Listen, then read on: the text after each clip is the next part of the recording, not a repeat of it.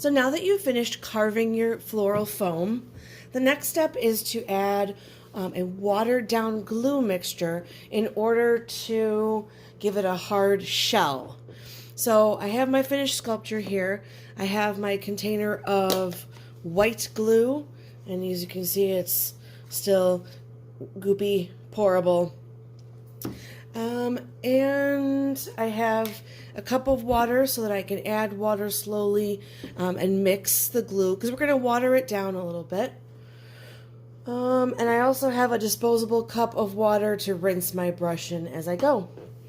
The last thing you'll need at the end is a plastic bag or even some plastic wrap, something that is plastic to put your piece on to dry because it will stick to paper, and I don't want you ruining tabletops or anything either. So you do have in your kit a brush like this. This is particularly for this task. It's kind of a very thick and moppy and floppy kind of brush, kind of fluffy, and the point is that we want to gently cover this in the watered down glue.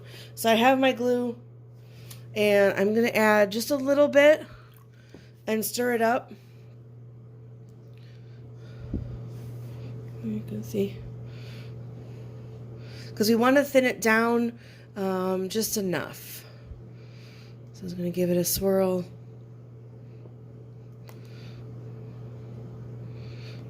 That's better. Because this material is creates little bits of dust and little crumbs, you're going to want to add this before painting. So this is the step before painting it. I'd say that's pretty good. And if I change my mind, I guess I could add more water.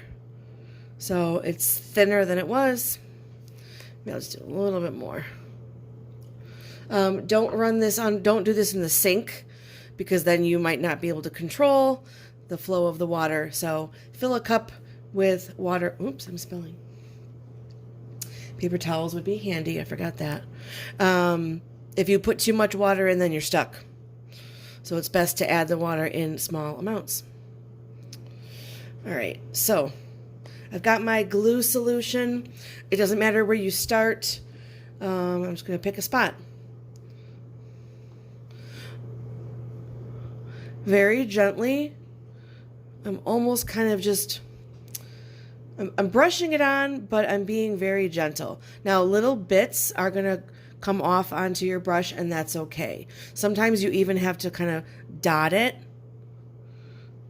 You could also call it blotting it.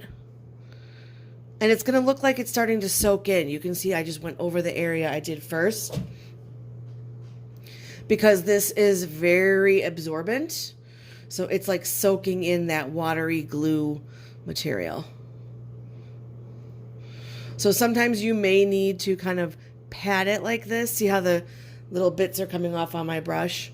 So every once in a while I'm going to rinse off my brush.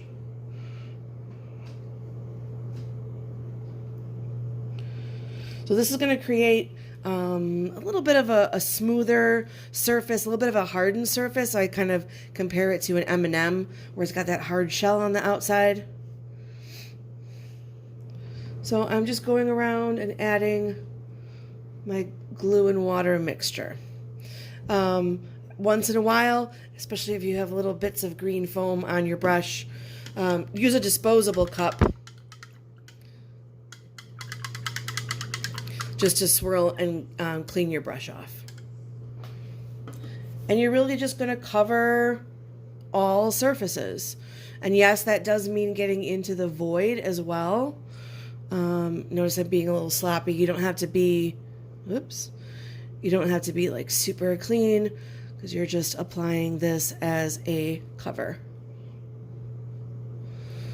More fragile areas like this right here, I'm going to pay extra special attention to, making sure I'm just careful. I don't want what's already fragile to break.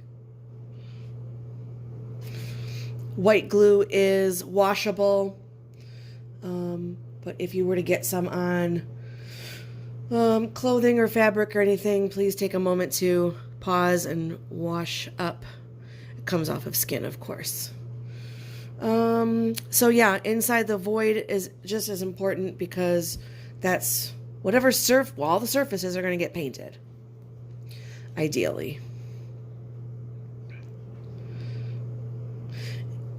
If you find that you're creating like larger chunks, then as you brush it on, then you might need to thin down your glue. It's possible that you didn't put enough water in. So if your glue isn't like this, if it's not like drippy, then perhaps add a little more water. Small amounts at a time. So if you're getting big chunks coming off because the glue is too like sticky, then you might choose to add just a little more water to your glue solution.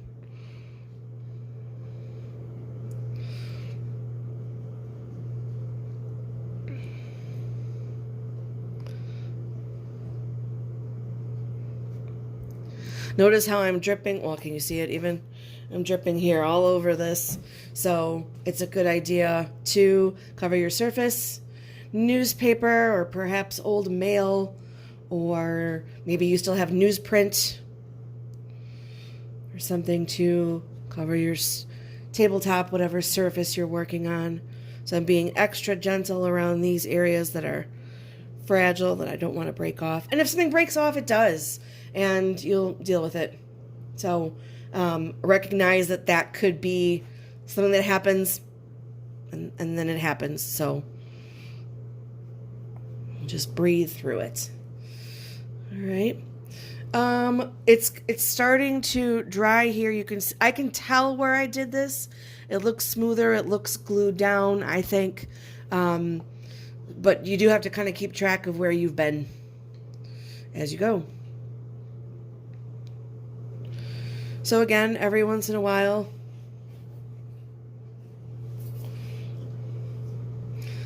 remove as much of the glue as I can from my brush, rinse it off. This might need to be changed out just in case you have little bits stuck in your brush. Continue by covering the entire piece with glue. Leave it overnight somewhere. Here's my bag.